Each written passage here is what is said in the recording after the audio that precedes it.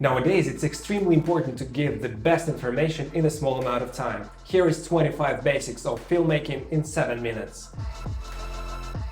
What's good? My name is Ekaterina and you're watching No Limits On and Tech Kitchen. Here we go! Resolution SD, HD, Full HD, 4K. The more pixels you have, the better. Full HD is 2 megapixel, 2 million dots, 4K is 8 megapixel or 8 million dots. And you can zoom in without losing the quality. Frame rate 24 or 25 for cinematic images, because we're used to films which are shot in 24 FPS. 50p or 60p if you want a very smooth image. Or for slow motion. Everything above is mostly for slow motion.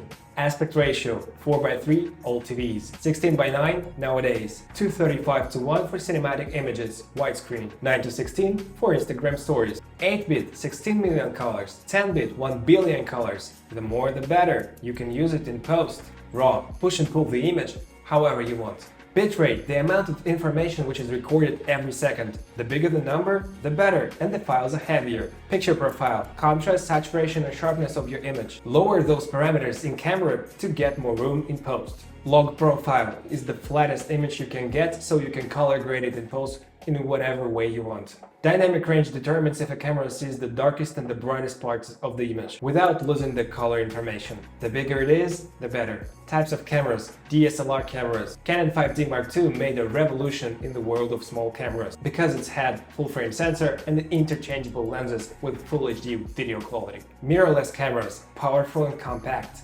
Camcorders make you look professional, and great functionality, built-in ND filters, professional audio connectors, 10-bit or RAW recording, and many more. Also we have drones, action cameras and point-and-shoot cameras. ISO, the sensitivity of camera sensor. The higher it gets, the brighter the picture, and you introduce more noise. Shutter speed, the higher the number, the more motion blur you introduce to the picture and the brighter it gets. The lower the number you get, less motion blur and darker picture. The golden rule is your shutter speed is twice the frame rate. For instance, 1/50th of a second in 25 FPS. F-stop, the lower the number, the brighter the picture and the shallower the background. The higher the number, the darker the picture and the background is less shallow. Exposure triangle, keep your ISO as low as possible. The shutter speed doubles the frame rate and you can correct your exposure using the f-stop. And also with the f-stop you choose how shallow the background is. If it's dark, we lower the f-stop and rise up our ISO. If it's bright, we make the f-stop bigger, minimize the ISO and make the shutter speed shorter. And also you can use the ND filters. Zoom lenses. Of course you can zoom in and zoom out, but most of the time it has lower sharpness and f-stop. Prime lenses. You zoom in and zoom out with your feet, but also you'll get a better sharpness, better image overall, the bigger iris. IS and OSS is the image stabilizer. If it has one, it's good. If it's not, use the tripod. Autofocus. If it has one, it's good. If it doesn't, don't worry, we pull focus with our hands, like a pro. Depth of field. That's the distance which is in focus. The bigger the number, the more things we have in focus. The lower the number, the less things are in focus. It depends on the f-stop and image sensor size. Focal length measures in millimeters for full-frame cameras. The lower the number, the wider the angle. 18, 24, 35 make the space wider. 50 millimeters is what our eyes see in approximately. 85, 135 and more, it's a telephoto range. It brings us closer to the subject and kinda squeezes the space. Sensor sizes, full-frame sensor. It gets more light, better sensitivity, and it's easier to make the background more shallow. Crop sensors, for instance APS-C. It has a crop factor of 1.5, so you have to multiply your focal length by 1.5. So 50mm becomes 75mm. It gets less light and it's harder to make the background more shallow. And Micro Four Thirds, it has a crop factor of 2, so 50mm become 100mm. And it's much harder to make a shallow background and a great sensitivity. But it's still working. White balance measures in Kelvin. 3200 is warm, 5500 is cool. Take a white sheet of paper and check if the camera sees the white the same way your eyes see it. And set the white balance properly. Sound and microphones. The shotgun mic. It catches the sound from the front but cuts out the sound from the sides and the back.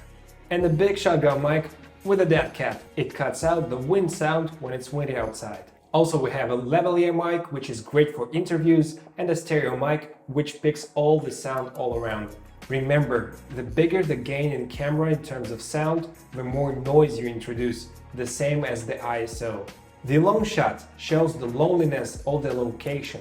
The wide shot shows the room of the hero with the full height. The medium shot is good for hero's interaction and speaking. The close-ups for the emotional moments or something really important. And a detail shot shows the exact detail in the frame. Camera movement, handheld for very dynamic shots. Steadicam or gimbal for more stable or flying shots. The tripod for slow or static. The monopod is useful for both static and dynamic shots. Slider, we move to the side.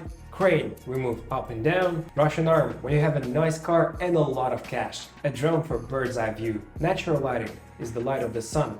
Use it in the morning or in the evening to get the soft and nice look, or in the midday to get really harsh and hard shadows. And the artificial lighting. It can be warm, cool, or colorful. It also can be soft and hard, and remember, the bigger the source, the softer the light. More on my lighting kit is in the description below. The most popular lighting scheme is 3-point lighting.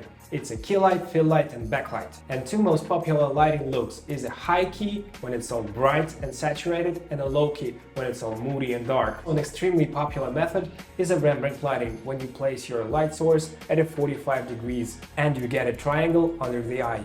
Color correction is when you fix your white balance, exposure, and contrast. Color grading is making a certain look, like in Matrix, Saving Private Ryan, or Transformers. In the color wheels, the opposite colors are matching great. Composition. Use focus to separate the subject from the background. Also, you can use the leading lines which draw the attention to the subject. Contrast and silhouettes are always catching the attention. And the most popular is the rule of thirds. Divide the screen into thirds and place the most important thing into the cross points. Editing. Here's a nice scheme how to match the shots. You can pause this video and take a look. Listen to the music. If you hear the beat, cut it there. And just feel the music, try to match the audio to the video. The movement is also very important.